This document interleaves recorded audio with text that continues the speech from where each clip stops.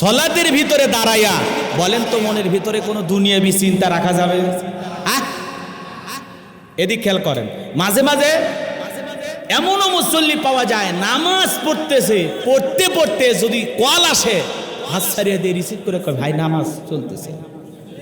আছে আছে, আপনাদের এলাকায় নাই? জামাত চলতেছে, জামাত মনে করেন এক রাকাত চলে যাচ্ছে, ইমাম সাহেব রুকুত চলে গেছে, ওই অবস্থাও যদি কল আসে তাও রিসিভ করে, আসে না নাই? আর নামাজ পড়তে পড়তে মনে করেন ফ্যান চলতেছে, এসি চলতেছে, যদি খালি বিদ্যুৎ চলে যায়, আফসোস, লোডশেডিং এর বাংলাদেশ। আছে না নাই? এরকম বলে কিনা? মানে নামাজের ভিতরে দাঁড়াই একটু বিদ্যুৎ চলে গেলে মন খারাপ, মশা কামড় মারলে মন খারাপ, দুনিয়াবি চিন্তা ভাবনা আসলে কয় রাকাত ছেড়ে তো ভুলে যায়, এরকম নামাজি আছে না নাই?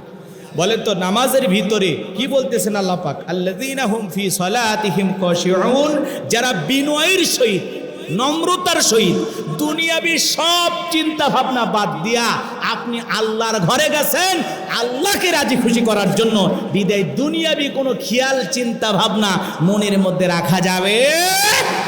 কথা কন নাকি আপনারা? নামাজের নিয়ত বাদে আবার ওযুখানায় যদি কেউ ট্যাপ ছেড়ে দেয়, বেকা হয়ে দেখে এ উত্তর পাড়ার অমুক ভাই আইছি। আছে না নাই? আছে আছে আপনাদের এলাকায়। আবার দেখবেন নামাজ পড়তে পড়তে টুপি ঠিক করে, নামাজ পড়তে পড়তে লুঙ্গি ঠিক করে, নামাজ পড়তে পড়তে এরকম। আছে না নাই? কথা কর না আপনারা? এ এলাকায় নাই? দুনিয়াবি নানান চিন্তা ভাবনা কইরা নামাজের ভিতরে যে মনোযোগ এইটাই উঠে যায়, আমাদের ভিতরে খালি ছটফট করে। ওই জন্য তো আমি আফসোসে বলতাম, রাগ করতেছেন মনে হয়, কি বলতাম ভুলে গেছেন, আমাদের মনটা খালি ছটফট করে, কারণ আমাদের পাগল মন। কি মন? পাগল মোহন মন রে, মন কেন উল্টো পাল্টা বলে, ও পাগল মন মন রে, মন কেন মসজিদে না যায় রে, আল্লাহ রে কোন দুনিয়ায় পাঠাইলাই আমারে, বর্তমানের নারী পুরুষ সমান সমান মাপ, লম্বা চুল কাটিয়া আবার মাথায় লাগাই ক্যাপ, আল্লাহ রে কোন দুনিয়ায় পাঠাইলাই আমারে, জিন্সের প্যান্ট শার্ট পরিয়া রাস্তা হাইটা যাই, পুলানা মাইয়া ওইটা সিনা বড় দাই, আল্লাহ রে কোন দুনিয়ায় পাঠাইলাই আমারে। কথা বলেন না কেন? জিন্সের প্যান্ট পরছে, শার্ট পরছে, কপালে এদিক খেয়াল টিপ পড়ছে, কানে পড়ছে দুল, কাছে যা যদি বলেন আবুল, কয় না আমি বিলকিস। বিশ্বনবীর প্রিয় সাহাবী হযরত ওমর ফারুক রাদিয়াল্লাহু তাআলা আনহু বলতেছেন, আমি মৌমাছির বন বন আওয়াজ শুনলাম, ভন ভন আওয়াজ শুনলাম, ডানে তাকায় মৌমাছি নাই, বামে তাকায় মৌমাছি নাই, বিশ্বনবীর চেহারা মোবারকের দিকে তাকায়া দেখি আমার নবীজি গুনগুন করে কি যেন তেলাওয়াত করতেছেন। হযরত ওমর ফারুক রাদিয়াল্লাহু তাআলা আনহু ডেকে বলেন, আমার বোঝার বাকি রইল না, আসমান থেকে নবীজির উপরে কোরআনুল কারীম নাজিল হচ্ছে, আর বিশ্ব নবী গুনগুন করে ঠোঁটগুলো নাড়াইয়া কোরআনুল কারীম তেলাওয়াত করতেছেন। বলুন সুবহানাল্লাহ। তাহলে মৌমাছির বন বন ভন ভন আওয়াজ হইলে কোরআনুল কারীম নাজিল হয়। 7টা পদ্ধতিতে নবীজির উপরে কোরআনুল কারীম নাজিল হইতো, বলতে গেলে লম্বা সময় হবে। একটু মনোযোগ দিয়ে কথাগুলো শুনবেন। মৌমাছির ভন ভন আওয়াজ হইলে কোরআনুল কারীম নাজিল হয়।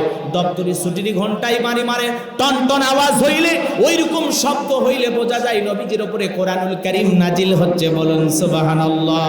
নবীজি যখন ঘোড়ার উপরে থাকতেন, ওই সময় যদি আল্লাহর হাবিবের উপরে কোরআনুল কারীম নাজিল হইতো, ওহির ভারে ঘোড়ার পাগুলো বালুর ভিতরে ডেবে যেত। বলেন আল্লাহু আকবার। নবীজি যখন উটের উপরে থাকতেন, ওই সময় যদি নবীজির উপরে কোরআনুল কারীম নাজিল হইতো, ওহির ভারে উটের মাথা জমিনের সঙ্গে লেগে যেত। এক সাহাবী রানের উপরে মাথা রেখে নবীজি আরাম ফরমাচ্ছেন, ওই সময় যখন নবীজির উপরে কোরআনুল কারীম নাজিল হচ্ছে, সাহাবী ডেকে বলেন, আমার কাছে এতটা ওজন মনে হইল, আমার কাছে মনে হয়েছে পাহাড় আমার রানের উপরে চেপে ধরা হয়েছে, আমার রানটা মনে হয় ফেটে যাবে, আমি এই ওজনটা সহ্য করতে পারতেছিলাম না। তাহলে বলেন তো কোরআনুল কারীম কারিম রিসিভ করা নবীজির জন্য কষ্টসাধ্য ছিল কিনা, কথা বলেন ঠিক কিনা? জীবনের প্রথম ওহী রিসিভ করতে গিয়ে নবীজির শরীর মোবারকে জ্বর পর্যন্ত এসে গিয়েছিল। হযরত ওমর ফারুক রাদিয়াল্লাহু তাআলা আনহু বলেন, আমি মৌমাছির বনবন আওয়াজ শুনলাম, ডানে তাকায় মৌমাছি নাই, বামে তাকায় মৌমাছি নাই। বিশ্ব নবীর চেহারার দিকে তাকায়া দেখি নবীজি গুনগুন করে কি যেন তেলাওয়াত করতেছেন। কিছুটা সময় যখন অতিবাহিত হয়ে গেল, বিশ্ব নবী তখন ডেকে বলে, আমার সাহাবীরা শোনো, এই মাত্র আসমান থেকে জিবরাইল এসে আমার উপরে সূরা আল মুমিনিনের 10টি আয়াত কারিমা নাজিল করে জানায় দিয়ে গেলেন, নবী গো, এই 10টি আয়াতের ভিতরে আল্লাহ রাব্বুল আলামিন তার আদরের মুমিন বান্দাদের জন্য 7টা গুণাবলী নিয়ে আলোচনা করেছেন। কোন মুমিন যদি এই 7টা গুণাবলী দিয়ে তার জীবনটা সাজাইতে পারে, 7টা গুণে গুণান্বিত হতে পারে, এই 7টা বৈশিষ্ট্য অর্জন করতে পারে, আমার আল্লাহ রাব্বুল আলামিন বলেন, উলাইকা হুমুল ওয়ারিসুন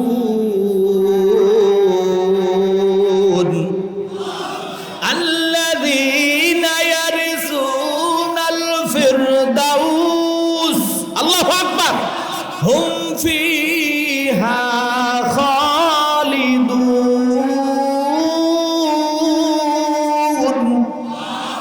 আমার আল্লাহ রাব্বুল আলামিন বলেন, তারাই উত্তরাধিকার হবে জান্নাতুল ফিরদাউসের, সেখানে তারা চিরকাল বসবাস করবে। আমার আল্লাহ কোনোদিন জান্নাত থেকে বের করে দেবেন না। জোরে বলুন সুবহানাল্লাহ। তাহলে জান্নাতে যেতে হলে বলেন তো গুণাবলী লাগবে কয়টি? 7টি গুণাবলী কারা কারা অর্জন করে জান্নাতে যেতে চান? দুহাত তুলে আল্লাহকে আরেকবার দেখান, লিল্লাহি তাকবীর। আল্লাহ আমাদের সবাইকে জান্নাতুল ফিরদাউসের মেহমান হওয়ার তৌফিক দান করুন। জোরে বলুন আমিন, আরো চিল্লায়ে বলুন আমিন। 7টা বৈশিষ্ট্য একটু মনোযোগ দিয়ে শোনেন। নবীজি তখন সাহাবাই কিরামদের সামনে তেলাওয়াত করলেন, আমার আল্লাহ রাব্বুল আলামিন বলেন, ক্বাদ ফালাহাল মুমিনুন।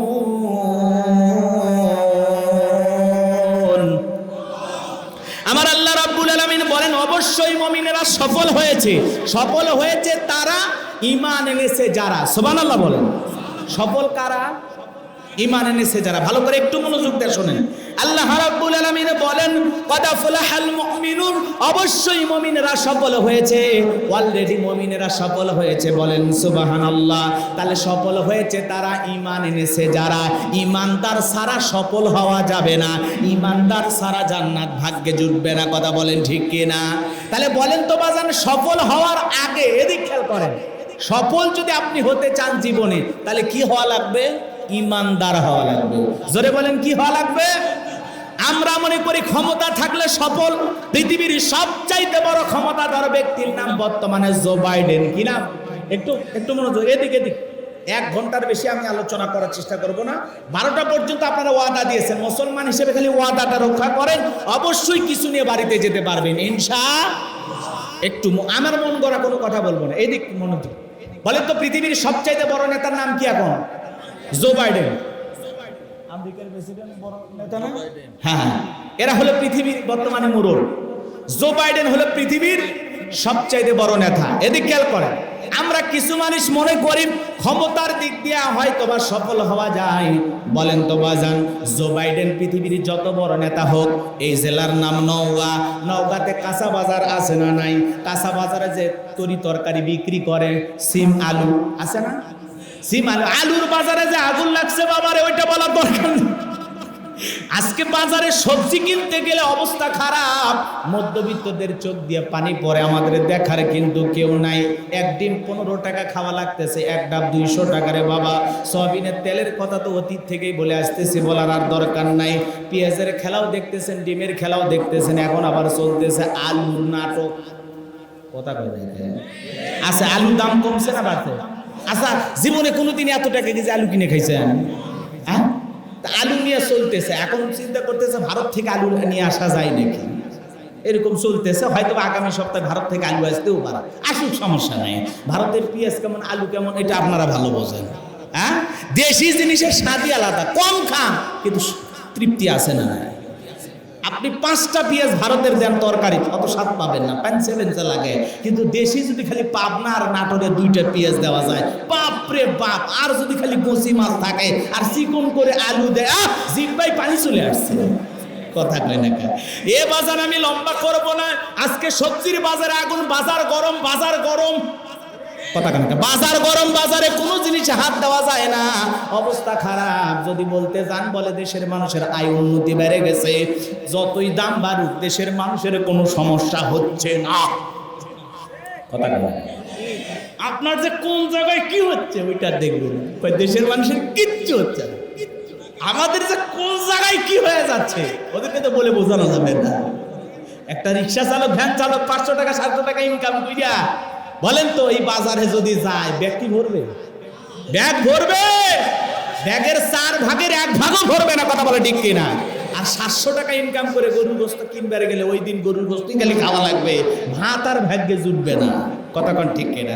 যাই হোক, এইগুলো বলতে গেলে আবার বলবেন হুজুর বাজারের হিসাব কেন করবেন? আপনি বক্তা মানুষ, ওয়াজ করতে আসছেন। সমাজের বাস্তবতা যদি কোনো বক্তা তুলে না ধরে ওই বক্তার ওয়াজ শোনাই ঠিক হবে না। সমাজের বাস্তবতা, সমাজের বাস্তবতা, সমাজের সঠিক কথা তুলে ধরতে গেলে কলিজায় সাহস লাগে। কথা কয় না? সাহস লাগবে। বাজার গরম, মানুষের ভোগান্তি হচ্ছে, মানুষ কষ্টে আছে, বাজারে দ্রব্যমূল্যের ঊর্ধ্বগতি, এইটা নিয়ে কথা বলা লাগবে, প্রতিবাদ করা লাগবে। কথা বলেন ঠিক কিনা? তো যাই হোক, বাজান লম্বা হবে, আমি লম্বা করবো না। যে কথা বলতে চাচ্ছিলাম, ওই কাঁচা তরি তরকারি বিক্রি করে, আলু পটল তরি তরকারি বিক্রি করে, আল্লাহরে গোলামটা লোকটা যদি ইমানদার হয়, আজান দেওয়ার পরে সবজির দোকান ছেড়ে যদি বাইতুল মামুর মসজিদে গিয়ে নামাজ আদায় করে, বলেন তো বাজান পৃথিবীর বড় নেতা জো বাইডেনের চেয়ে এই কাঁচা তরি তরকারি বিক্রি করা সবজি বিক্রেতার দাম আল্লাহর কাছে কম না বেশি? আরো জোরে বলেন, কম না বেশি? পৃথিবীর যত বড়ই নেতা হোক, পুতিন কোনো সমস্যা নেই, ইউক্রেন রাশিয়ার যুদ্ধ চলতেছে আপনারা তো জানেন। এই পুতিন যত বড় নেতা হোক, কাটিং মারা কিং জং যত বড় নেতা হোক, এরা যত বড় প্রেসিডেন্ট হোক, মনে রাখবেন বাংলাদেশের একজন রিক্সা চালক, ভ্যান চালক লোকটা যদি ইমানদার হয়, আজান দেওয়ার পরে রিক্সার চাকা বন্ধ করে আল্লাহর ঘরে যে যদি সিজদা দেয়, বলেন তো বাজান পৃথিবীর এই বড় নেতাদের চাইতে আল্লাহর কাছে রিক্সা চালকের দাম কম না বেশি? তার মানে আল্লাহর কাছে দাম আছে তাদের কলিজার মধ্যে ঈমান আছে, যাদের ঈমান আছে আল্লাহর কাছে দাম আছে। ঈমান নাই, তোমার টাইম নাই। কথা বলে ঠিক কি না? এই জন্য বাজান, ক্ষমতা থাকলে সফল হওয়া যায় না, টাকা থাকলে সফল হওয়া যায় না। পৃথিবীর বড় বড় ধনীর ইতিহাস আপনারা জানেন, বিল গেটসের মতো এত বড় ধনী, তারপরে বউ সংসারে থাকলো না। কথা কন না আপনারা, রাগ করতেছেন মনে হয়। এ বাজান গো আমার, কত কত সরকার আছে তাদের দাম্পত্য জীবনের ইতি টানতেছে, কত শিল্পী আছে দাম্পত্য জীবনের ইতি টানতেছে, কত নায়ক আছে গায়িকা আছে দাম্পত্য জীবনের ইতি টানতেছে। তার মানে সংসার করতে যা বোঝা যায়, টাকায় নারী আটকায় না, সৌন্দর্য নারী আটকায় না, সুন্দর কণ্ঠে আটকায় না, খেলোয়াড়ের কাছে আটকায় না। এখন জাতির যুবকেরা স্লোগান দিল, নারী কিসে আটকায়? নারী আটকায় পুরুষের একমাত্র ভালোবাসায়। বোঝে না, বোঝে না, বোঝে না। কথা কয় না কে? রাগ করতেছেন মনে হয়। আস্তে আস্তে যাচ্ছি, সব আজকে বলে দেব, কপালে যা আছে পরে দেখা যাবে। আমার ভাইয়ারা, যে কথা বলতে চাচ্ছিলাম একটু মনোযোগ দিয়ে শোনেন। তাহলে পৃথিবীর যত বড়ই নেতা হোক, যদি ঈমান থাকে আল্লাহর কাছে দাম আছে, ঈমান না থাকলে দাম নাই। কথা বলেন ঠিক কিনা? এজন্য ক্ষমতা থাকলে সফল হওয়া যায় না, টাকা থাকলে সফল হওয়া যায় না। পৃথিবীর সবাই চেনে জানে সফল হওয়া যায় না। এরকম ব্যক্তি আছে না নাই? পৃথিবীর সবাই চেনে জানে এমন ব্যক্তি বাংলাদেশেও আছে না নাই? পৃথিবীর সবাই চেনে। বাংলাদেশের এরকম একজন ভালো ব্যক্তির নাম বলেন তো?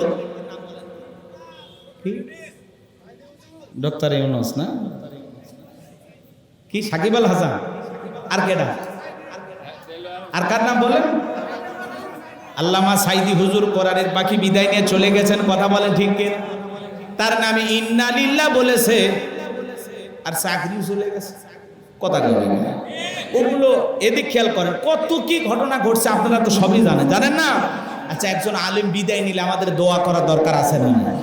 একজন মুসলমান বিদায় নিলে ইন্না লিল্লাহ পড়া দরকার আছে না ভাই? এখন ইন্না লিল্লাহ পড়া যে বনফুল, আচ্ছা নাম শুনছেন না আপনারা? বনফুলে যে সেমাই পাওয়া যায়, কেক পাওয়া যায়, বিস্কুট পাওয়া যায়, বিভিন্ন রকমের প্রোডাক্ট তাদের বাজারে পাওয়া যায়। এরা একজন কর্মচারী শুধুমাত্র ফেসবুকে ইন্না লিল্লাহ পড়েছিল, কোরআনের পাখি বিদায় নেওয়ার কারণে তার চাকরি থেকে বাদ দিয়েছে। যারা কোরআনের পাখি ইন্না লিল্লাহ বলার কারণে কোম্পানি থেকে চাকরি থেকে বাদ দেয়, এরকম কোম্পানির জিনিস কি আমাদের পেটে হজম হবে? কথা কন না কি আপনারা? এই জন্য যারা যা করতেছে আমরা সব দেখতেছি, বুঝতেছি, আল্লাহ তাদের হেদায়েত দান করুন। জোরে বলুন আমিন, আরো জোরে বলুন আমিন। একজন মুসলমান বিদায় নিলে আমরা অবশ্যই দোয়া করব ইনশাআল্লাহ। আর এই দোয়ার বিরোধিতা করলে কি বলবে? আলহামদুলিল্লাহ বলবে না, ইল্লা নিল্লাহ বলবে না, কি বলা দরকার? আপনারা নতুন একটা স্লোগান আমাদের শিখান, কথা কয় না কেন? তাহলে আমরা সেইটা বলবো ইনশাআল্লাহ। আল্লাহ আমাদের হেদায়েত দান করুন। জোরে বলুন আমিন। এদিক সেদিক গেলে বাজান লম্বা হবে, আমি লম্বা করব না। যে কথা বলতে চাচ্ছিলাম একটু মনোযোগ দিয়ে গুণাগারের কথাগুলো বোঝার আর শোনার চেষ্টা করবেন। তাহলে ক্ষমতার দিকটা সফল হলে আল্লাহর কাছে দাম নাই, টাকার দিকটা সফল হলে আল্লাহর কাছে দাম নাই। পৃথিবীর সবাই চেনে জানে এমন ব্যক্তি হয়ে আল্লাহর কাছে কোনো দাম নাই। আল্লাহর কাছে দাম আছে তাদের ঈমান আছে যাদের, কথা বলেন ঠিক কিনা? এইজন্য আল্লাহ রাব্বুল আলামিন বলেন কদ আফলাহাল মুমিনুন, অবশ্যই মুমিনেরা সফল হয়েছে। সফল হয়েছে তারা ঈমান এনেছে যারা। আল্লাহর কাছে দামি বান্দা কারা? ঈমানদার বান্দা যারা, কথা বলেন ঠিক কিনা? তাহলে আমি বলবো সফল হয়েছে কারা? আপনারা বলবেন ঈমান এনেছে যারা। আপনার ঈমান আছে, আল্লাহর কাছে দাম আছে। হন আপনি রিকশা চালক, ভ্যান চালক, কোনো সমস্যা নাই। চেহারা কালো হোক আর ফর্সা হোক তাতে সমস্যা নাই। আপনি মানুষটা যেমনই হন, আপনার ভিতরে ঈমান আছে, আল্লাহর কাছে আপনার দাম আছে। আল্লাহর কাছে দামি হলে দুনিয়ার মানুষের কাছে দামি হওয়া দরকার আছে? আমাদের টাকা দরকার নাই, ক্ষমতা দরকার নাই, আমাদের কিছুই দরকার নাই। যদি আমি আল্লাহর প্রিয় গোলাম হয়ে মৃত্যুবরণ করতে পারি, আমি যদি আল্লাহর প্রিয় পছন্দের বান্দা হয়ে মৃত্যুবরণ করতে পারি, এটা আমার জীবনের সবচাইতে বড় সফলতা, কথা বলে ঠিক না? তাহলে আমি বলবো সফল হয়েছে কারা? আপনারা বলবেন ঈমান এনেছে যারা। আমি বলবো আল্লাহর কাছে দামি বান্দা কারা? আপনারা বলবেন ঈমানদার বান্দা যারা। বলতে পারবেন না? বলেন তো সফল হয়েছে কারা? আরো জোরে, সফল হয়েছে কারা? আল্লাহর কাছে দামি বান্দা কারা? ঈমানদার বান্দা যারা। আল্লাহর কাছে দামি বান্দা কারা? তাহলে ঈমান আনলে আল্লাহর কাছে সফল হওয়া যায়।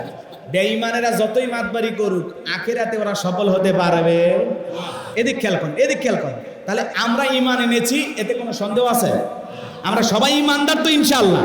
আচ্ছা, এদিক খেয়াল করেন, ঈমান আনার পরে মুমিন জীবনের সবচাইতে গুরুত্বপূর্ণ ইবাদতের নাম হলো সালাত। জোরে বলেন কি? তো আল্লাহ পাক যখন মুমিনদের 7টা গুণাবলী নিয়ে আলোচনা করলেন, আমার আল্লাহ পাক সুবহানাহু ওয়া তাআলা সর্বপ্রথম সালাত দিয়ে শুরু করলেন। সুবহানাল্লাহ বলবেন না? যুবকেরা হতাশ হওয়ার কোনো কারণে, আগে বলেছি এমন একটা বিষয় নিয়ে আলোচনা করব যাতে আপনাদের সকলেরই একটু মনের ভিতরে কিছু নিয়ে যেতে পারে। মনের দিক দিয়ে অন্তত বলতে পারেন না হুজুর অনেক বিষয় নিয়ে আলোচনা করছে, কথাকে বোঝেন না? চলেন তাহলে আল্লাহ রাব্বুল আলামিন মুমিন বান্দার 7টা গুণাবলীর 1 নাম্বার গুণাবলী আমার আল্লাহ রাব্বুল আলামিন বলেন আল্লাযীনা হুম ফি সালাতিহিম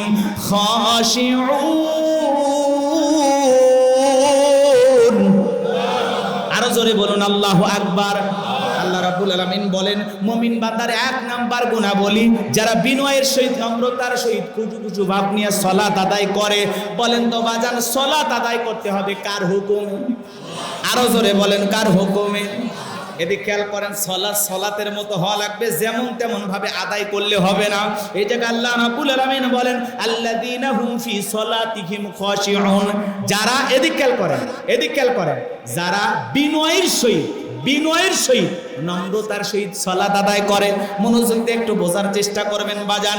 আপনি আমি যখন মসজিদের ভিতরে সালাত আদায় করার জন্য প্রবেশ করব, বলেন তো বাজান, অন্তরের মধ্যে একমাত্র ভয় থাকতে হবে কার? আরো জোরে বলেন কার? ইয়া আইয়ুহাল্লাযীনা আমানুত্তাকুল্লাহ, হে ঈমানদারগণ আমি আল্লাহকে ভয় করো। আপনি আমি যখন মসজিদের ভিতরে সালাত আদায় করার জন্য দাঁড়িয়ে যাব, মনের ভিতরে সুচিন্তা দুচিন্তা, বিবির কথা, সন্তানের কথা, দুনিয়াবি কোনো চিন্তা ভাবনা, ব্যবসা বাণিজ্যের কথা সব কিছু ভুলে গিয়ে আল্লাহ রাব্বুল আলামিনের ভয় নিয়ে, আল্লাহকে ভয় করে মসজিদে ঢুকতে হবে, কথা বলেন ঠিক কি না? আপনি আমি যখন সালাত আদায় করার জন্য নামাজের ভিতরে দাঁড়িয়ে যাব বাজার, দুনিয়াবি কোনো চিন্তা মনের মধ্যে রাখা যাবে না। আপনার আমার অন্তরের ভিতরে একমাত্র আল্লাহর ভয় নিয়ে যদি সালাত আদায় করি, ওই নামাজ আল্লাহর দরবারে কবুল হবে, কথা বলেন ঠিক কি না?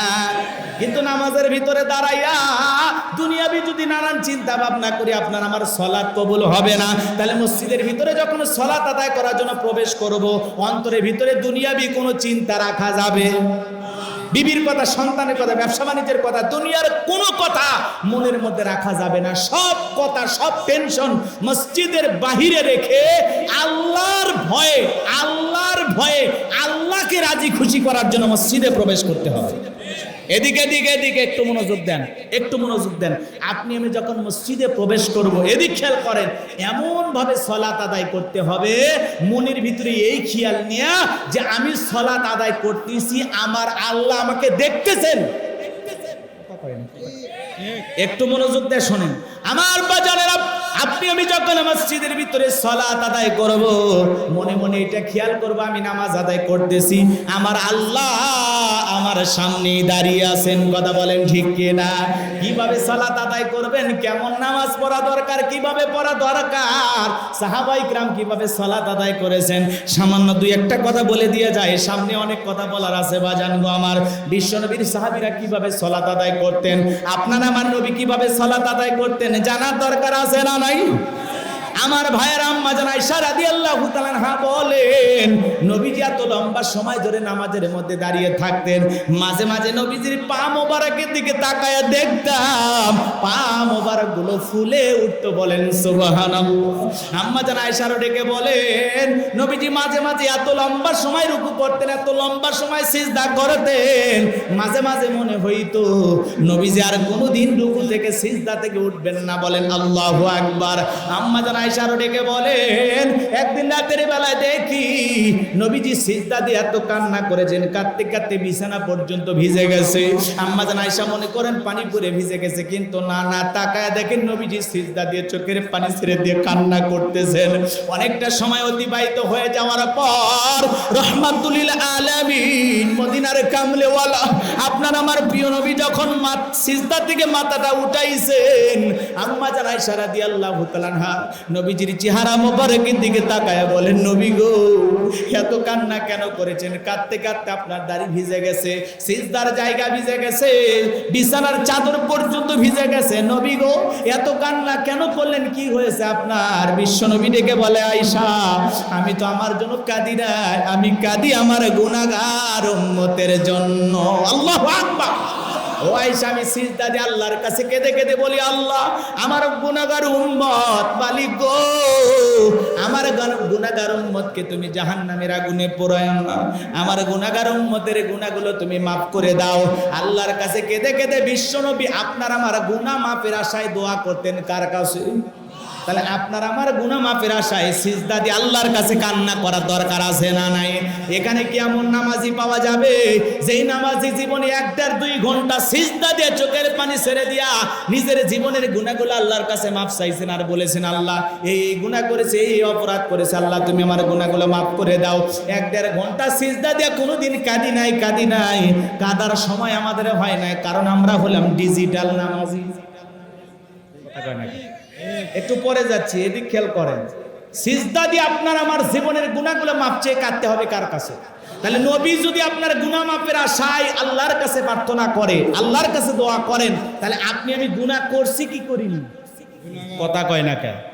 বুকে হাত দিয়ে বলতে পারবেন যে হুজুর আমি নিষ্পাপ, একটা গুনাহ করি নাই, জীবনে একটা মিথ্যা কথা বলি নাই, জীবনে এক ওয়াক্ত নামাজ কাজা করি নাই, বলতে পারবেন? কত গুনাহ করেছি, চোখ বন্ধ করলে দেখা যায় আমার চরিত্র অমুকের মতো পবিত্র নাকি? চোখটা বন্ধ করলে বোঝা যায়। আল্লাহ আমাদের হেদায়েত দান করুক, জোরে কোন আমিন। আরো জোরে বলেন আমিন। কষ্ট হচ্ছে বাজান, দোয়া করে দিলে ভালো হয়।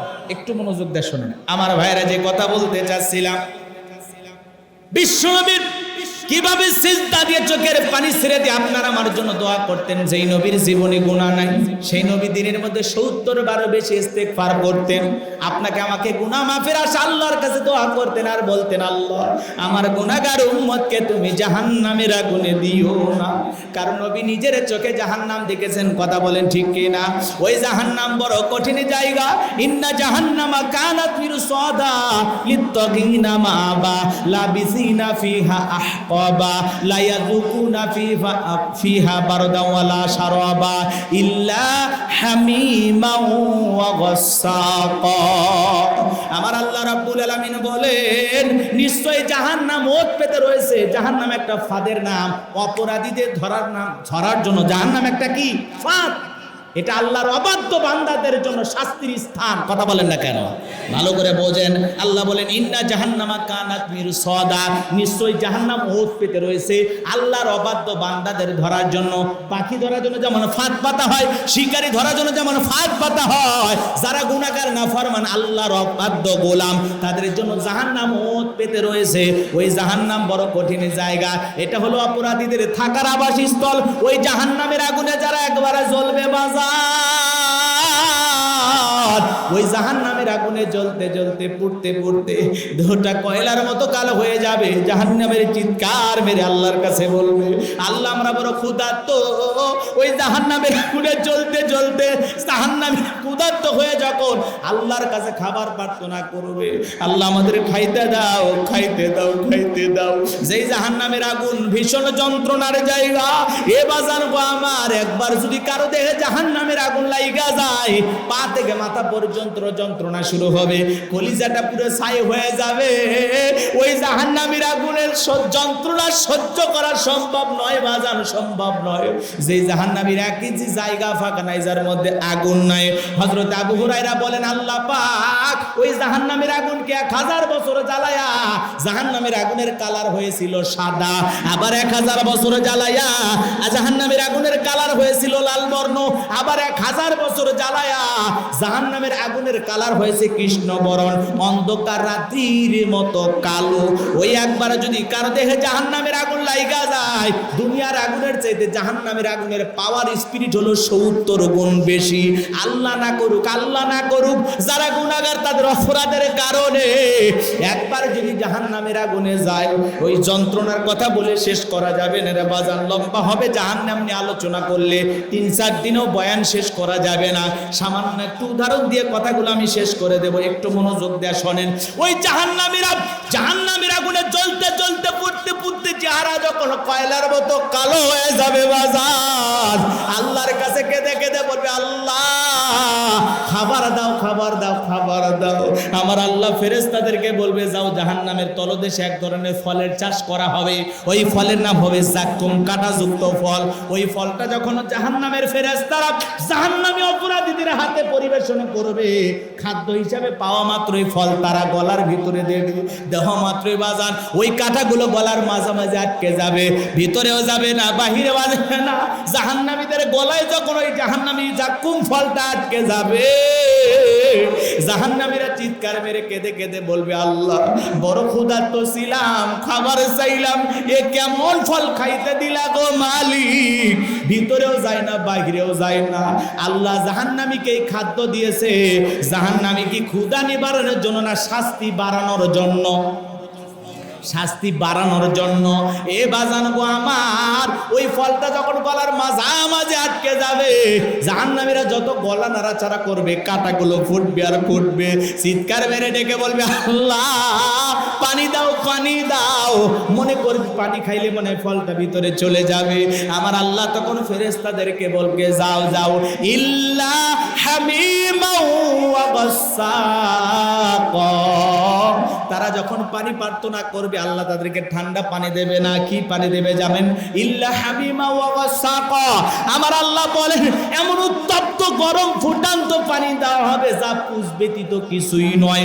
ওই পানি যখন জাহান্নামীরা পান করবে বাজান, পান করা মাত্র জাহান্নামীদের লারি ভুড়ি গুলো পচে গলে গলে পায়খানা রাস্তা দিয়ে বের হয়ে যায়। জোরে বলেন না নাউজুবিল্লাহ। ওই পানিটা যখন জাহান্নামীরা পান করবে, শরীরের গোস্তগুলো খসে খসে পড়ে যাবে। ওই জাহান্নামের আযাব আমরা সহ্য করতে পারবো না। এই জন্য আল্লাহর কাছে বলা লাগবে রব্বানা আতিনা ফিদ দুনিয়া হাসানাতাও ওয়া ফিল আখিরাতি হাসানাতাও ওয়া কিনা আযাবান নার। এত মনোযোগ কাঁধে পাখি পইরা আছে, তারপরেও টের পাইতো না। সুবহানাল্লাহ বলেন। কিভাবে সালাত আদায় করতেন তাহলে চিন্তা করেন বাজান। আর আপনার আমার দেহের ভিতরে একটা মশা বলে এই হাতে কথা কয় না গা, আগে মশা মার তারপরে সূরা ধর, কথা কয় না। আবার যদি দাঁড়িয়ে থাকে পায়ে যদি মশার কামড় মারে, এক ঠ্যাং আর এক ঠ্যাংয়ের উপর তুলে দেয়, কয় খাবো খা। ও খালি নামাজে আছে, তাহলে না হলে তো মেরে মার্ডার করলে কথা কন না। মানে মশার ওপর নামাজ পড়তে পড়তে এত খেপে তো সাহস পাও কথা কয় না কেন? আমার বাড়ি এলি সিমটি মারলে আমি সহ্য করি না, আর তুই আমার কামড় মেরে রক্ত খাইতেছিস কথা কয় না কেন? মানে নামাজের ভিতরে দাঁড়ায় বিরক্ত, দুই একটা মশা কামড় মারলে, আর সাহাবা ইকরাম পাখি পরে থাকে তারপরে টের পাইতো না। কথা বলে ঠিক কিনা? ঘটনা অনেক অনেক। নামাজে দাঁড়িয়ে গেছেন, এক সাহাবী তীর ঢুকে গেছে, তারপরে সালাত শেষ করতে চায় না। সুবহানাল্লাহ বলেন। ওই ঘটনাগুলো বলতে গেলে অনেক লম্বা হবে। হযরতে তালহা রাদিয়াল্লাহু তাআলা সালাত আদায় করতেছেন, কলিজার টুকরা সন্তান খেলা করতেছেন, বিষাক্ত সাপ আইসা জঙ্গল থেকে সন্তানকে পেঁচে ধরেছে। স্ত্রী মানুষজনকে ডাকলেন, সন্তানকে বিপদমুক্ত করলেন। হযরতে তালহা নামাজ শেষে জিজ্ঞাসা করে, বিবি রে, বাড়িতে এত মানুষজন কেন? বুঝতে পারলাম না। ডেকে বলে, স্বামী, আপনি যখন সালাত আদায় করতেছেন, আপনার চোখের সামনে সন্তানটা খেলাধুলা করতেছিল, জঙ্গল থেকে সাপ এসে সন্তানকে পেঁচিয়ে ধরেছে, আমি মানুষজনকে ডেকে সন্তানকে বিপদ মুক্ত করলাম। এত ঘটনা আপনার চোখের সামনে ঘটে গেল, ও স্বামী, আপনি কি একটু টের পান নাই? হযরতে তালহা রাদিয়াল্লাহু তাআলা বলতেছেন, বিবি রে, নামাজের ভিতরে মনটা যদি এদিক সেদিক চলে যায়, তাহলে নামাজ তো আর নামাজ থাকে না। আল্লাহু আকবার। সালাতে সাহাবা ইকরামদের মনোযোগ কত সুন্দর ছিল, সুবহানাল্লাহ বলেন। আর আপনার আমার সালাতে কি মন বসে? কথা কন না। নামাজ পড়ে নওগাঁ বাজারে, মন চলে যায় ভারতের বর্ডারে। কথা কন না কেন? নামাজ পড়ে আনন্দনগর, মন চলে যায় ভিন্ন জগৎ। আছে না নাই? নামাজের ভিতরে দাঁড়াইয়া দুনিয়াবি নানান চিন্তা ভাবনা আপনার আমার মনের ভিতরে আসে কিনা? মাঝে মাঝে নামাজের ভিতরে দাঁড়াইয়া দুনিয়াবি এত চিন্তা মনে হয়, সিজদা কয়টা দিলে মনে থাকে না। কথা কয় না? কয় রাকাত চলতেছে আর মনে নাই, আছে না নাই? তবে এরকম নামাজ অবশ্য নওগাঁর মানুষ পড়ে না। নওগাঁর মানুষ আল্লাহওয়ালা। কমাই দিলে কথা কি বুঝতে পারছেন? রাগ করতেছেন আপনারা? একটু মনোযোগ দিয়ে শোনেন। তাহলে সালাতের ভিতরে আমাদের মনোযোগ থাকা দরকার আছে না? কারণ আমরা এদিক খেয়াল করেন, ডিজিটাল মুসল্লি, ডিজিটাল নামাজি, খুব তাড়াহুড়ো করে দোকানপাট বন্ধ করে মসজিদের ভিতরে যায়। এই জন্য আমাদের একটু নামাজ মনোযোগ থাকে না। মনে হয় 2 মিনিট বেশি গেলে 2টা কাস্টমার বিদায় করতে পারতাম। কথা কয় না? এই ভাই, এই যা ছিল তাইরা, এরকম করিস না। ডিস্টার্ব হচ্ছে? হ্যাঁ, পোক পোক করেছে, সেটা ঠিক কর, সাউন্ড কমে দিবের কয়নি। আচ্ছা, এদিক খেয়াল করে। হ্যাঁ ঠিক আছে, হাইছেন না। পোক পোক করতেছে আর বা কোকো করুক, যেটা করুক ঠিক কর বাবা। আপনাদের ওয়াদার টাইম এখনো শেষ হয়নি, আসেন সামনের দিকে যাই। কথা অনেক আছে, একটু শর্টকাট করে দিলাম। এদিক এদিক মনোযোগ দেন ভাই। সালাতের ভিতরে দাঁড়াইয়া বলেন তো, মনের ভিতরে কোনো দুনিয়াবি চিন্তা রাখা যাবে? এদিক খেয়াল করেন। মাঝে মাঝে এমনও মুসল্লি পাওয়া যায়, নামাজ পড়তেছে, পড়তে পড়তে যদি কল আসে, হাত ছাড়িয়ে দিয়ে রিসিভ করে কয়, ভাই নামাজ চলতেছে। আছে আছে, আপনাদের এলাকায় নাই? জামাত চলতেছে, জামাত মনে করেন 1 রাকাত চলে যাচ্ছে, ইমাম সাহেব রুকুত চলে গেছে, ওই অবস্থাও যদি কল আসে তাও রিসিভ করে। আসে না নাই? আর নামাজ পড়তে পড়তে মনে করেন ফ্যান চলতেছে, এসি চলতেছে, যদি খালি বিদ্যুৎ চলে যায়, আফসোস, লোডশেডিং এর বাংলাদেশ। আছে না নাই? এরকম বলে কিনা? মানে নামাজের ভিতরে দাঁড়াই একটু বিদ্যুৎ চলে গেলে মন খারাপ, মশা কামড় মারলে মন খারাপ, দুনিয়াবি চিন্তা ভাবনা আসলে কয় রাকাত ছেড়ে তো ভুলে যায়। এরকম নামাজি আছে না নাই? বলেন তো, নামাজের ভিতরে কি বলতেছেন আল্লাহ পাক? আল্লাযীনা হুম ফি সালাতিহিম খাশিউন, যারা বিনয়ের সহিত, নম্রতার সহিত দুনিয়াবি সব চিন্তা ভাবনা বাদ দিয়া আপনি আল্লাহর ঘরে গেছেন আল্লাহকে রাজি খুশি করার জন্য, বিদায় দুনিয়াবি কোনো খেয়াল চিন্তা ভাবনা মনের মধ্যে রাখা যাবে? কথা কন নাকি আপনারা? নামাজের নিয়ত বাদে আবার ওযুখানায় যদি কেউ ট্যাপ ছেড়ে দেয়, বেকা হয়ে দেখে, এ উত্তর পাড়ার অমুক ভাই আইছি। আছে না নাই? আছে আছে আপনাদের এলাকায়। আবার দেখবেন নামাজ পড়তে পড়তে টুপি ঠিক করে, নামাজ পড়তে পড়তে লুঙ্গি ঠিক করে, নামাজ পড়তে পড়তে এরকম। আছে না নাই? কথা কর না আপনারা? এলাকায় নাই? দুনিয়াবি নানান চিন্তা ভাবনা কইরা নামাজের ভিতরে যে মনোযোগ, এইটাই উঠে যায়। আমাদের ভিতরে খালি ছটফট করে। ওই জন্য তো আমি আফসোসে বলতাম, রাগ করতেছেন মনে হয়, কি বলতাম ভুলে গেছেন, আমাদের মনটা খালি ছটফট করে, কারণ আমাদের পাগল মন। কি মন? পাগল মোহন মন রে মন কেন উল্টো পাল্টা বলে, ও পাগল মন মন রে মন কেন মসজিদে না যায় রে, আল্লাহ রে কোন দুনিয়ায় পাঠাইলাই আমারে। বর্তমানের নারী পুরুষ সমান সমান মাপ, লম্বা চুল কাটিয়া আবার মাথায় লাগাই ক্যাপ, আল্লাহ রে কোন দুনিয়ায় পাঠাইলাই আমারে। জিন্সের প্যান্ট শার্ট পরিয়া রাস্তা হাইটা যায়, পুলানা মাইয়া ওইটা সিনা বড় দায়, আল্লাহ রে কোন দুনিয়ায় পাঠাইলাই আমারে। কথা বলেন না কেন? জিন্সের প্যান্ট পরছে, শার্ট পরছে, কপালে এদিক খেয়াল টিপ পড়ছে, কানে পড়ছে দুল, কাছে যা যদি বলেন আবুল, কয় না আমি বিলকিস। আছে না নাই? বুখারী শরীফের স্পষ্ট হাদিস, আল্লাহ রাসূল বলেছেন কোন পুরুষ যদি নারীর বেশ ধারণ করে আর কোন নারী যদি পুরুষের বেশ ধারণ করে, আল্লাহর লানত তাদের উপরে। কথা বলে ঠিক না? এই জন্য পুরুষ এদিক খেয়াল করেন, পুরুষ পুরুষের পোশাক পরবে যেটাতে পুরুষ বোঝা যায়, নারী নারীর পোশাক পরবে যেটাতে নারীতে বোঝা যায়। আর এর তো স্বাধীনতা পোশাকের থাকার পরেও বাংলাদেশে এদিক খেয়াল করেন, ঢাকা শহরে যাবেন মনে হয় আপনি লন্ডন আমেরিকায় বসবাস করতেছেন। নারীদের আধুনিকতার নামে অশ্লীলতা, অশ্লীলতার দিকে তারা ধাপিত হচ্ছে। ছেলে মোটর সাইকেল চালায়, মোটর সাইকেল ভাড়া মারে, জানেন আপনারা? কথা কয় না কেন? মোটর সাইকেল ভাড়া মারতেছে, মেয়ে মানুষ যায় চিনা নাই জানা নাই, মোটর সাইকেলের ওপরে উঠা এমন কায়দায় চাপে ধরতেছে মনে হয় এখন হুন্ডার ড্রাইভার আসামি। কথা কয় না কেন? অথচ ওই হুন্ডা আলা ভাড়াটিয়া সে হুন্ডা দিয়ে ভাড়া মারে, তেল তুলে। কথা কর না কেন? মেয়ে মানুষ আসছে একটু ভ্যানিটি ব্যাগ দিয়ে সাবধানে বসো, কিন্তু এমন কায়দায় চাপে ধরে মনে হয় মহাখালী কাজী অফিস থেকে এই মাত্র বিয়ে করে আসছে। কথা কর না কে? এরকম কারবার সমাজে আছে না নাই?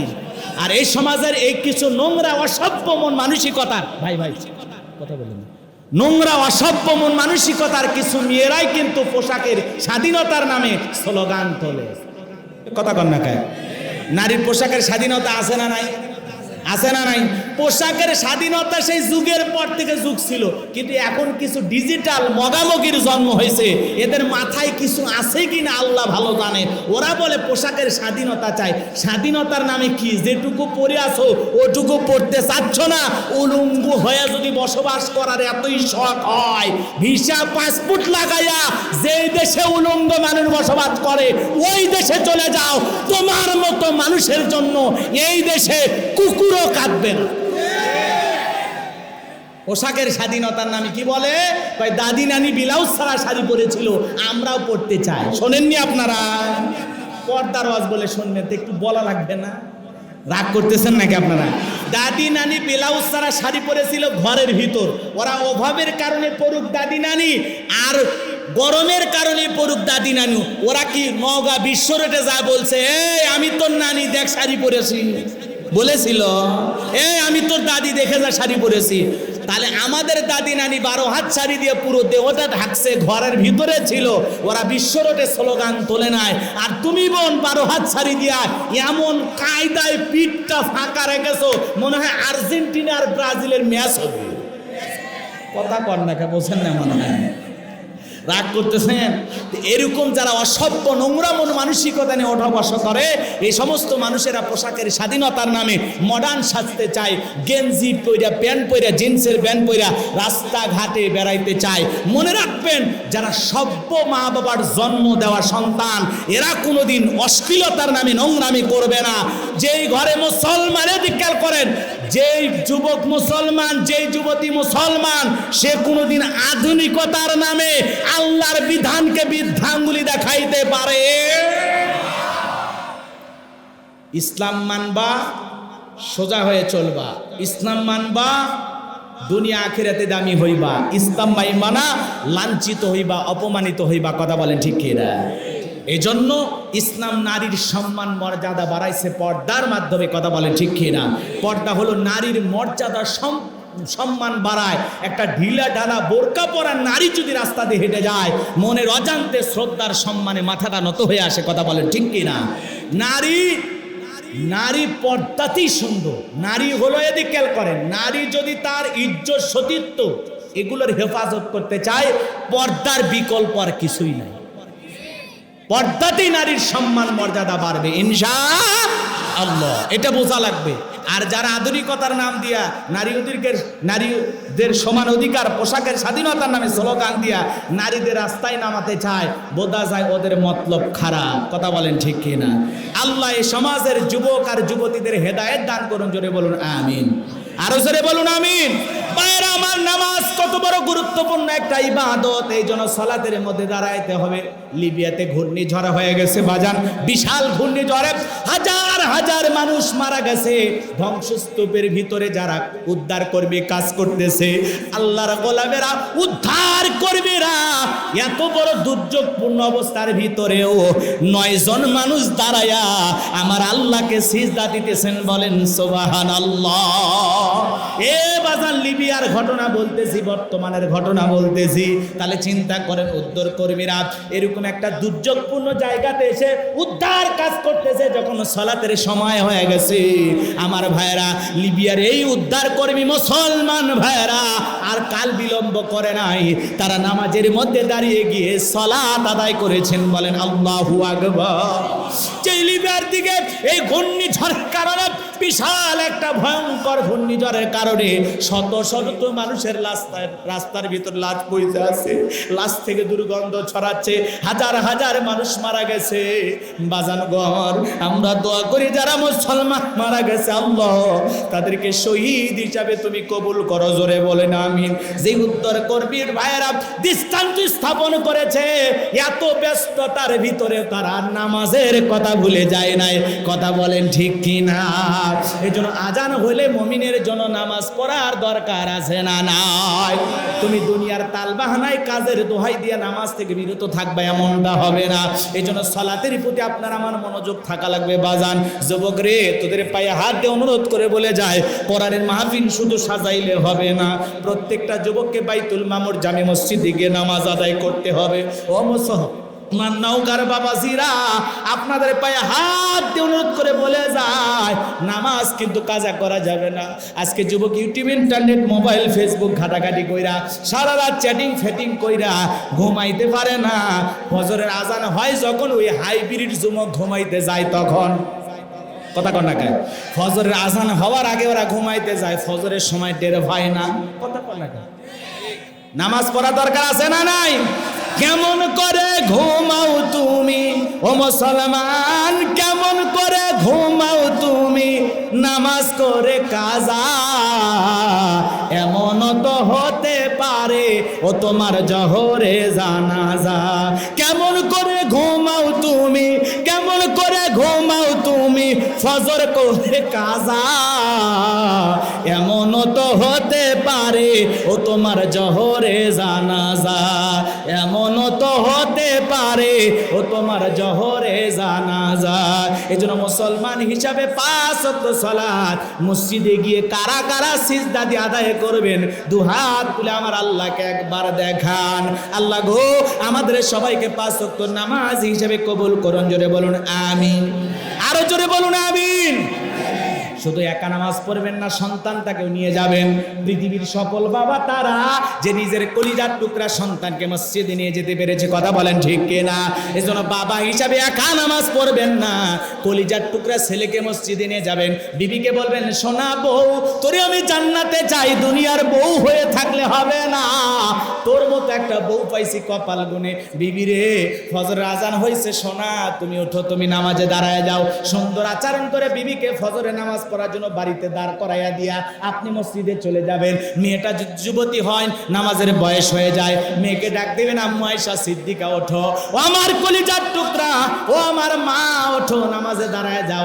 মেয়েকে ডাক দিবেন। ছেলে থাকলে বলবেন, বাবা ইউসুফ আলী, বাবা ইব্রাহিম, বাবা ইসহাক, বাবা ওয়াক্কর ওঠো ওঠো। ফজরের নামাজ আজান হয়ে গেছে, বাপ বেটা মিলে নামাজে যায়। জোহরের আজান হয়ে গেছে, বাপ বেটা মিলে নামাজে যায়। যেই বাবা কলিজার টুকরা সন্তানের হাত ধরে মসজিদে নিয়ে যেতে পারে, এরাই হলো পৃথিবীর সফল বাবা।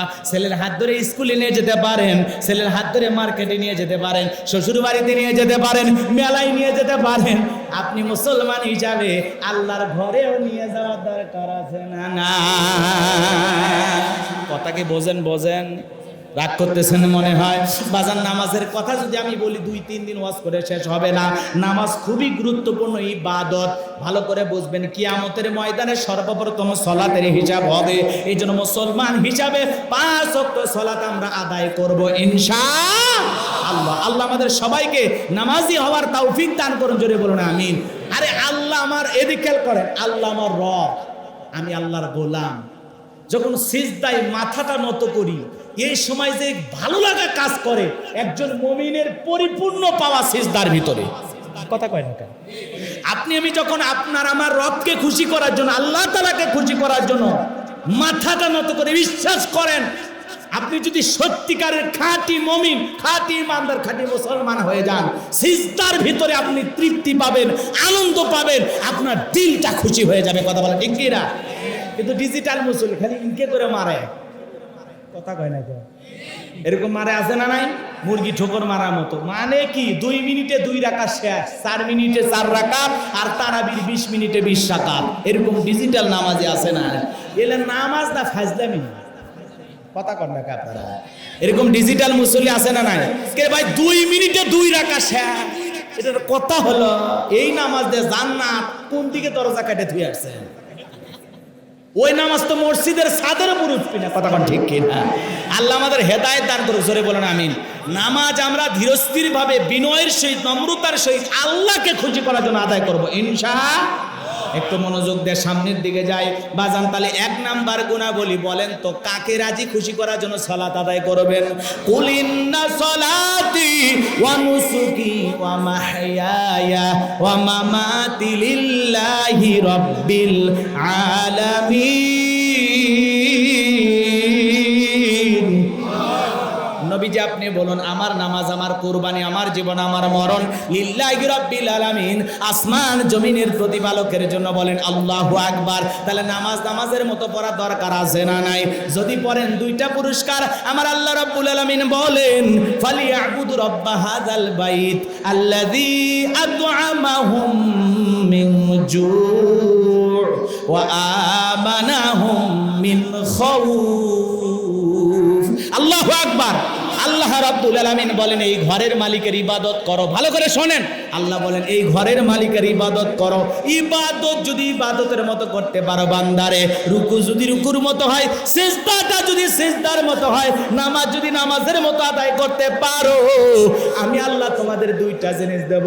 1 নাম্বার, তোমার রিজিকের কোনো টেনশন থাকবে না। আমি আল্লাহ রিজিকের ব্যবস্থা করব। যে বান্দা 5 ওয়াক্ত সালাতে মাথা নত করবে আল্লাহর কাছে, আল্লাহ তারে না খাওয়ায়া রাখবে না। আল্লাহ তার জন্য উত্তম রিজিকের ব্যবস্থা করবেন। বলুন সুবহানাল্লাহ। আমার আল্লাহ 2 নাম্বার ডেকে বলে, বান্দা গোলামি যদি গোলামির মতো করতে পারো, সালাত যদি সালাতের মতো আদায় করতে পারো, নামাজ যদি নামাজের মতো হয়, আমি আল্লাহ 2 নাম্বার তোমাকে আমি নিরাপত্তা দেব। তোমার জীবনে কোনো ভয় থাকবে না,